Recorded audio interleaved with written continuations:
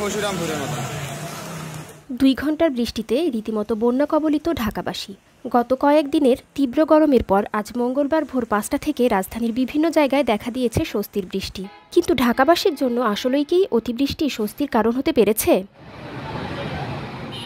সকালের বৃষ্টিতে পানিতে তলিয়ে গিয়েছে রাজধানীর বেশিরভাগ এলাকার রাস্তাঘাট, দোকানপাট, এমনকি বাসাবাড়িতেও পানিবন্দী মানুষের দেখা মিলেছে। মিরপুর, শ্যামলী, কল্যাণপুর, মোহাম্মদপুর, ধানমন্ডি, গুলশান, বারিধারা এলাকা যেন পরিণত হয়েছে নদীতে।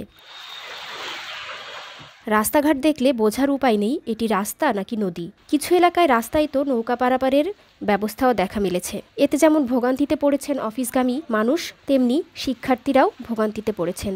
সাধারণ জনগণেরও যেন ভোগান্তির শেষ নেই।